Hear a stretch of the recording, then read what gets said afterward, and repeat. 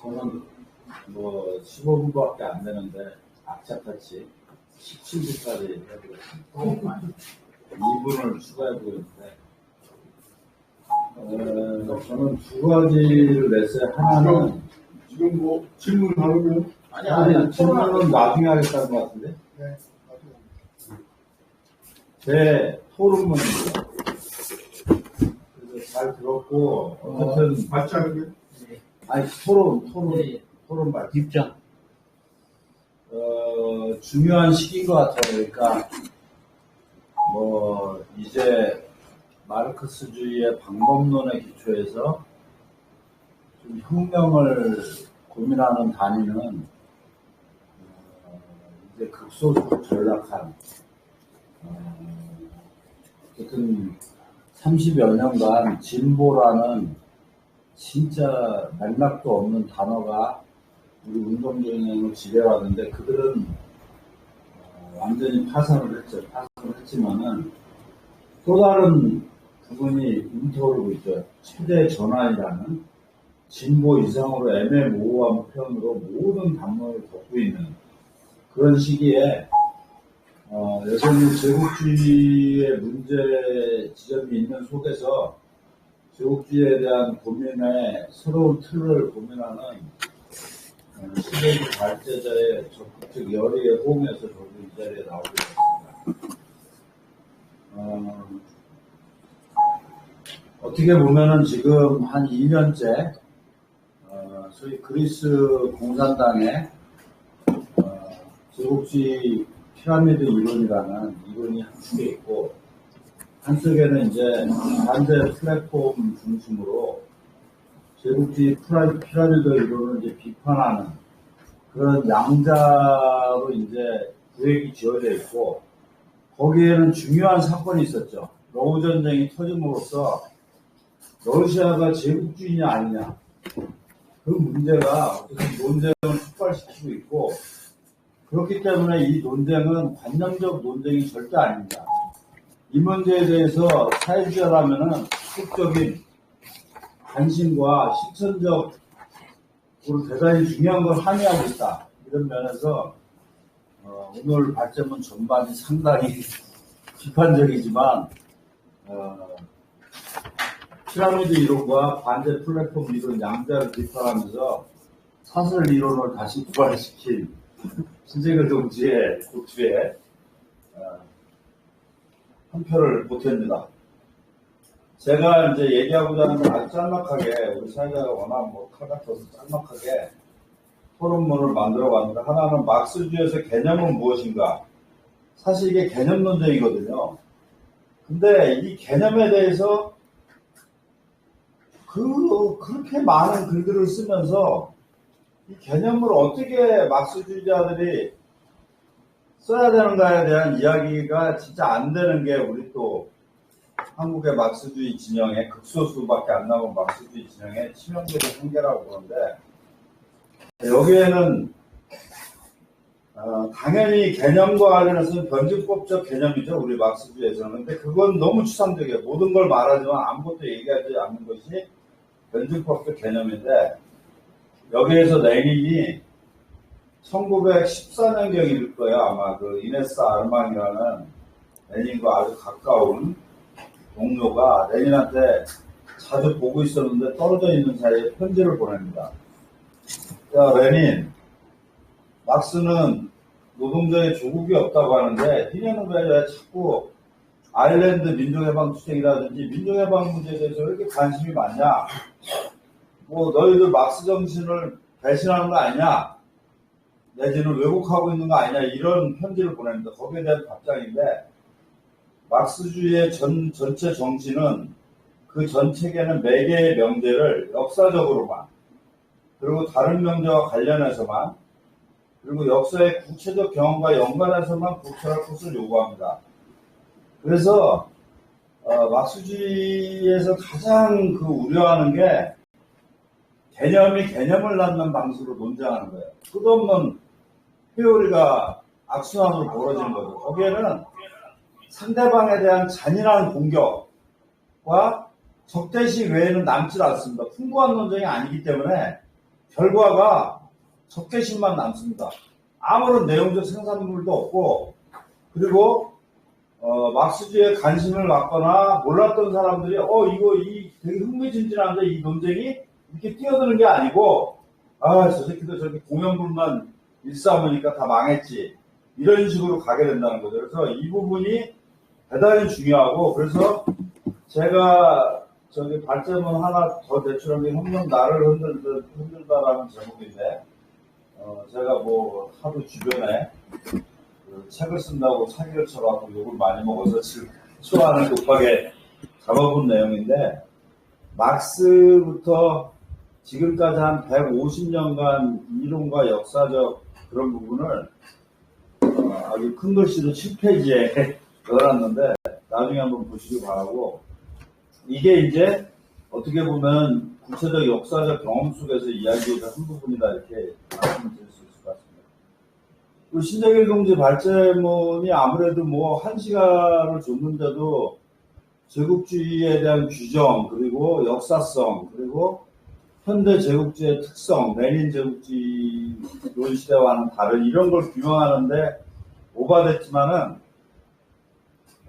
막스주의라면은 가장 기본은 금융이 아닙니다. 금융 중심으로 이것이 상당히 소술되어 있는데, 당연히 생산 과정에 노동자가 투입이 되고 그 속에서 잉여가치가 창출이 되고, 그러한 어떤 기초적인 부분 속에서 자본의 행태, 그 다음에 국가 간 알력, 계급적 갈등, 이런 속에서 금융적 기법이 늘어나기도 하고 제압하기도 하고, 예를 들면 베를포크 시대 같은 경우에는 29년 대공황 전까지는 금융이 완전히 판을 쳤죠. 그래서 29년 대공황 이후에 금리생활제에 뭐 목조르기 이런 표현이 나오듯이, 도달자 이런 표현이 나오듯이 케인즈주의가 금융을 강력하게 제압했던 시대도 있습니다.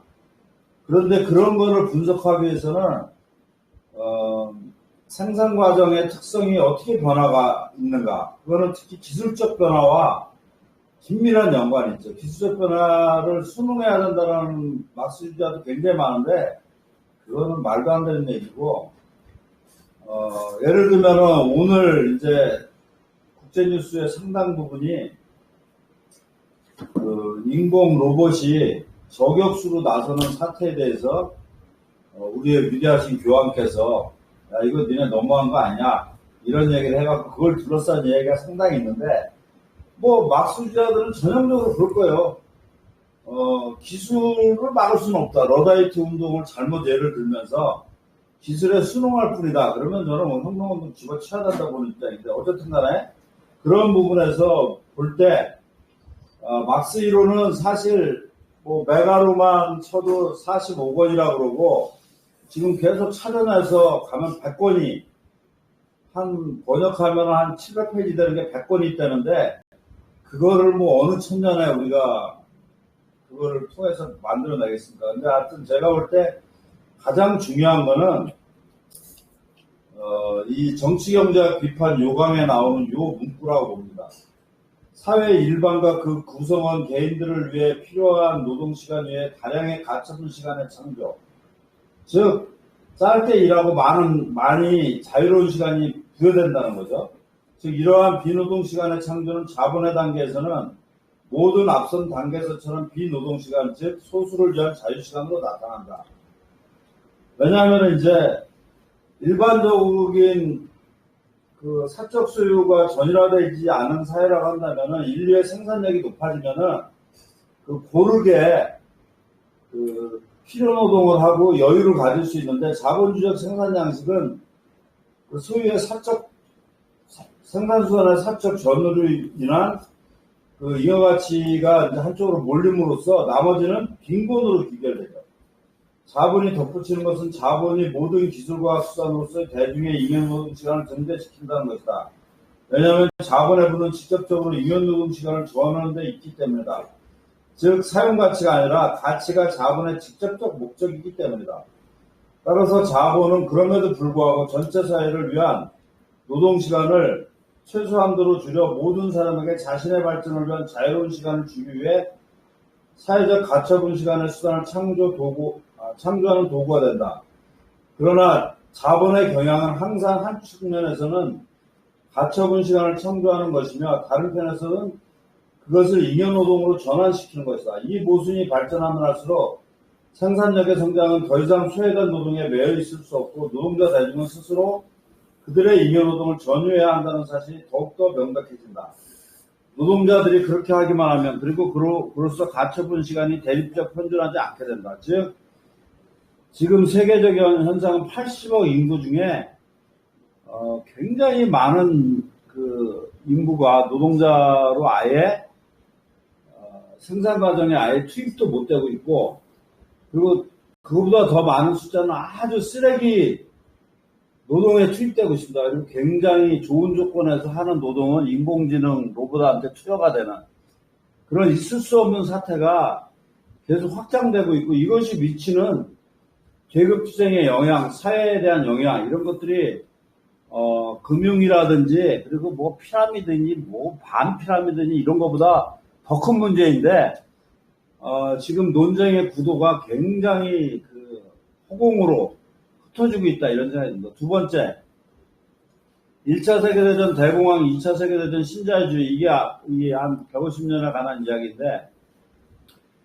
누적된 자본주의 모습, 100년 전이죠. 폭발함으로써 헤게모니 국가에 변동했다는, 즉 영국이 헤게모니를 잃게 되면서 독일, 미국 등이, 일본 등이 추적을 하면서 뭐 소위 세계체제 분석론자들이 얘기하는 시대의 카오스가 펼쳐지죠. 그런 속에서 대공황이 발발하고 쭉 이렇게 진행이 됐는데, 지배계급은 이를 타하기 위해서 기회주의, 사회주의 우파죠. 사회민주주의 세력과 타협하고 민족주의 격발을 통한 전쟁을 유발함으로써 이 체제의 변혁적 기운을 왜곡시켰죠. 그리고 거기서 용감하게 뚫고 나간 소련의 지원 아래 동유럽 일부 국가들, 그리고 나중에 49년 중국 등이 자본주의 체제에서 이탈했지만은 그 잔인한 봉쇄, 그리고 봉쇄에는 뭐 직접적 봉쇄도 있지만 군사 우주적 경쟁을 유발함으로써 아까 말한 대로 신재기 동지 얘기대로 자본주의에서 군사화는 새로운 어떤 그 사회 활력이라는 표현이 참 이상한데, 어쨌든 간에 사회의 생산적 부를 증가시키는데 굉장히 큰 역할을 하지만은 사회주의에서는 순손실이 되면서 그 장기간 그 경쟁에 지쳐가면서 소련이 붕괴하게 되는, 그걸 뭐 몇몇 프루시초프라든지 뭐 몇몇 기회주의적 내지는 개량적 지도자의 탓으로 돌리는 거는 저는 대단히 사실에 대한 심각한 왜곡이라고 봅니다. 그들의 잘못이 분명 속도나 시간에 미친 영향은 있지만은 그거보다 더 큰 것은 혁명 성공하자마자 진행된 엄청난 그 소위 제국주의 봉쇄전쟁의 여파가 초기에 사회와 전반적인 정치제도를 왜곡시켰고, 그 다음에는 이제 미국과 벌어진 그 군사경쟁, 이런 부분 속에서 소련은 스스로 서기가 어려운 그런 속에서 전반적으로 몰락 붕괴하거나, 중국 같은 경우는 미국과 손을 잡으면서 새로운 시스템을 만들어 보려고 하는데, 저도 뭐 한 20년 전에는 저거 성공 못할 거야 하지만은 지금 예측 불허의 상황으로 지금 가고 있죠. 하지만은 그것이 중국 사회주의의 국가의 주도성 아래 미국을 활용한 것인지, 아니면 미국의 세계체의 작동 과정 속에서 중국 사회주의 국가를 활용한 것인지, 거기에 대해서는 진지한 검토가 필요하다고 봅니다. 그리고 마지막으로는 그 누구도 주목하지 않는 독일 이데올로기에서 유명한 국지적 공산주의는 왜 해먹은 문제로 다시 돌아갈 수밖에 없는가.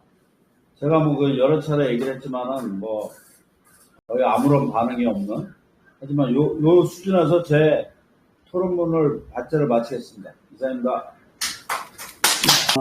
다시 한번 강조하지만 그렇기 때문에 정치적 핵심은 군사주의가 될 수밖에 없고 이데올로기는 비합리주의다. 제국주의를 정의하는데 이것까지 같이 가야 된다는 거예요. 근데 결정적인 차이는 뭐냐면 어쨌든 금태화는 다 안 한다. 이게 이제 차이고. 그 다음에 바로 넘어갈게요. 그래서 이제 요것만 좀 설명해 놓을게요. 왜 이건 근거가 될까? 국제